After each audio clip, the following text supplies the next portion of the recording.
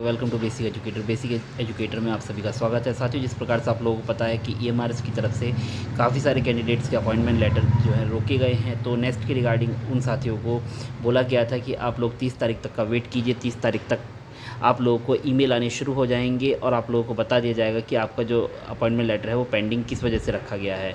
तो इसमें काफ़ी सारी चीज़ें आई हैं। अभी तक कुछ कैंडिडेट्स को ड्यूअल डिग्री वाले अपॉइंटमेंट लेटर की ड्यूअल डिग्री की वजह से अपॉइंटमेंट लेटर रोके गए थे। कुछ कैंडिडेट्स को कट ऑफ डेट की वजह से अपॉइंटमेंट लेटर रोके गए थे, और इसके साथ साथ कुछ कैंडिडेट्स को अपॉइंटमेंट लेटर सीधे मेल के थ्रू मिला है स्क्रूटनी के बाद। तो और आज एक नया प्रकार का मामला सामने आया है, तो उसको मैं शेयर करने वाला हूं आपके साथ। आज हमारे एक साथी ने टेलीग्राम के थ्रू हमारे साथ शेयर किया था, तो मैं आपको जो मेल है वो शेयर कर देता हूं, फिर उसके बाद इस पर चर्चा कर लेते हैं। तो सबसे पहले मेल में क्या आया है ये देख लेते हैं।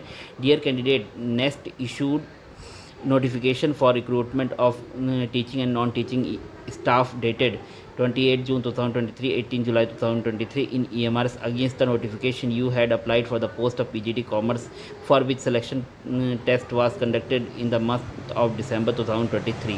On the basis of the performance in the selection test, you were provisionally selected for the aforementioned post. You were directed to report the document verification along with all the original documents. You are found eligible for the post of PGT Commerce in EMRS. The posting in EMRS is kept pending and will be done as and when the vacancy arises.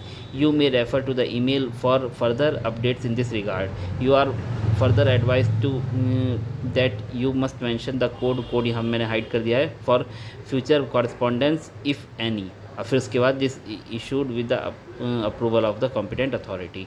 तो इसमें ये बताया गया है साथियों कि जो इनका अपॉइंटमेंट लेटर डाउनलोड नहीं हुआ था और स्क्रूटनी के बाद इनको एलिजिबल पाया गया है पीजीटी कॉमर्स की पोस्ट के लिए। बट यहाँ पर एक मेन चीज़ है, मैं आपको वो मेंशन करना चाहूँगा कि यहाँ पे लिखा गया है, देखिए, you are found eligible for the post of PGT commerce in EMRS.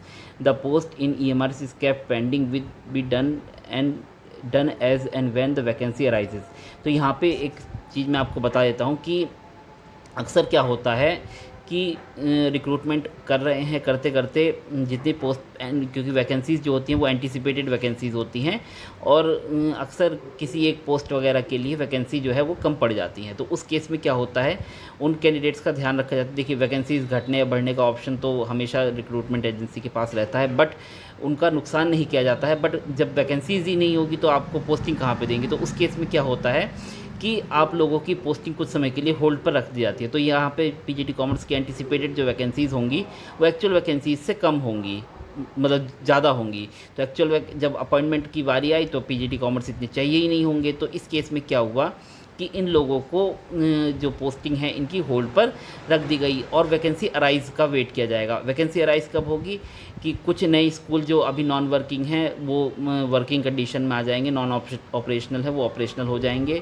या कुछ साथी ज्वाइन नहीं करेंगे तो वहाँ पे वैकेंसी अराइज़ होंगी। तो वैकेंसी जैसे ही अराइज़ होती हैं इनको पोस्टिंग मिलनी शुरू हो जाएगी। ऐसे हमारे अक्सर नवोदय के भी रिक्रूटमेंट में हमने देखा था, और उन साथियों को वैकेंसी अराइज़ की वजह से मतलब जो लगभग जितनी पोस्ट थी टोटल उतनी पोस्ट पर सिलेक्शन हुआ था, बट जो सिलेक्शन मतलब अपॉइंटमेंट दी गई थी वो कुछ कैंडिडेट्स को ही दी गई थी, बाकी को वैकेंसी अराइज़ ना होने की कारण वैकेंसी उनकी जो अपॉइंटमेंट है वो रोक ली गई थी, और कुछ समय बाद 1-2 महीने के अंदर अंदर उन लोगों को भी पोस्टिंग दे दी गई थी। तो साथियों, यहाँ पे मैं आप लोगों को आश्वस्त करना चाहूँगा कि आप, ऐसा कुछ नहीं है कि आप लोगों का वेटिंग में डाल दिया है या कुछ भी नहीं है। आप फ्रेशली सिलेक्टेड हैं, आपका सिलेक्शन में कोई प्रॉब्लम नहीं है।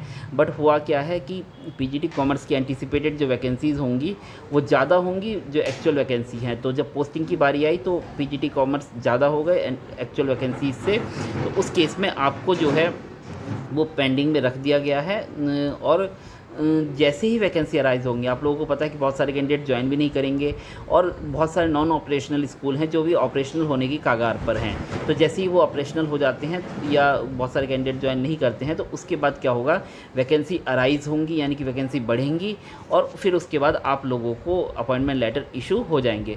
साथियों, मैं बता दूं, ये वैकेंसी अराइज़ वाले जो कैंडिडेट्स हैं, अगर इस प्रकार का मेल प्राप्त होता है तो आपको 1 से 2 महीने तक का भी इंतज़ार करना पड़ सकता है ज्वाइनिंग के लिए। देखिए, पहले आ जाए तो बहुत अच्छी बात है, बट 1 से 2 महीने तक का भी इंतज़ार करना पड़ सकता है, जो कि मैंने नवोदय के दौरान फॉलो किया था।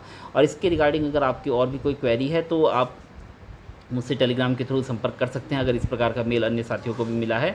और यहाँ पर देखिए एक कोड आता है, मैं आपको दिखा देता हूँ कि एक कोड दिया जाता है यहाँ पर नीचे, आप स्क्रीन पर देख पा रहे हैं इस जगह पे। तो अगर आपको इसके रिगार्डिंग कोई कॉरेस्पॉन्डेंस करना है, नेस्ट के साथ कोई बात करनी है, तो आप इस कोड को रेफरेंस में ज़रूर डालें और मेल करने के दौरान इस कोड को मेंशन करें, क्योंकि देखिए हर एक कैंडिडेट्स के साथ एक कोड अटैच कर दिया गया है। तो जैसे ही आप मेल करेंगे तो उसमें वो कोड होगा, वो कोड जो है अपने सिस्टम में डालेंगे और सिस्टम में डालते ही, वो कोड डालते ही आपकी पूरी केस की जो है हिस्ट्री उनके सामने आ जाएगी। तो आपको रिप्लाई करने में उनको ईजी रहेगा, आपका केस समझने में उनको ईजी रहेगा। बाकी जिनको भी ये मेल आया है तो आप उनसे मेरी बात भी हुई है, तो आपको घबराने वाली कोई ज़रूरत नहीं है। अब से बस ये हो सकता है 1 से 2 महीना आपको इंतज़ार करना पड़ सकता है, बट आप फ्रेशली सिलेक्टेड है, आपका अपॉइंटमेंट होगा, आपके कैंडिडेचर पर कोई सवाल नहीं है। बस आपका इंतज़ार थोड़ा सा बड़ा हो सकता है, 1 से 2 महीने तक का आपका इंतज़ार जा सकता है। बाकी आपके कैंडिडेचर में कोई प्रॉब्लम नहीं है, और ऐसा भी नहीं है कि आपको वेटिंग लिस्ट का वेट करना होगा। ये कोई वेटिंग लिस्ट नहीं होती, ये फ्रेशली सिलेक्टेड कैंडिडेट हैं, बस एंटिसिपेटेड वैकेंसी ज़्यादा होती हैं, जिस वजह से जो सेलेक्टेड कैंडिडेट्स हैं उनको टोटल अपॉइंटमेंट नहीं हो पाती है। तो कुछ कैंडिडेट्स को होल्ड पर रख दिया जाता है, जैसे ही वैकेंसी अराइज होती हैं उन लोगों को अपॉइंटमेंट लेटर आने शुरू हो जाते हैं। तो आपको भी जल्दी, मतलब 1 से 2 महीने के अंदर अंदर मेल मिल जाएगा। तो अगर आप नेस्ट से इस बारे में कॉरेस्पॉन्डेंस करना चाहते हैं तो आप मेल भी कर सकते हैं नेस्ट को, या इन पर्सन अपॉइंटमेंट भी ले सकते हैं जाकर वहाँ पर दिल्ली में, जहाँ पे आपको नेस्ट ऑफिशियल से डायरेक्टली बात कर सकते हैं। बाकी आपको कोई घबराने की ज़रूरत नहीं है, कोई परेशान होने की ज़रूरत नहीं है, आपका सिलेक्शन पक्का है। और बेसिक एजुकेटर पे बहुत दिनों बाद ये वीडियो आ रहा है, तो आशा करता हूँ कि आप ज़्यादा से ज़्यादा लाइक करेंगे वीडियो को और चैनल को सब्सक्राइब करेंगे, और साथ ही आप जैसा प्यार बेसिक एजुकेटर को देते आए हैं वैसे ही प्यार देते रहेंगे। धन्यवाद, thank you, thanks for being with basic educator.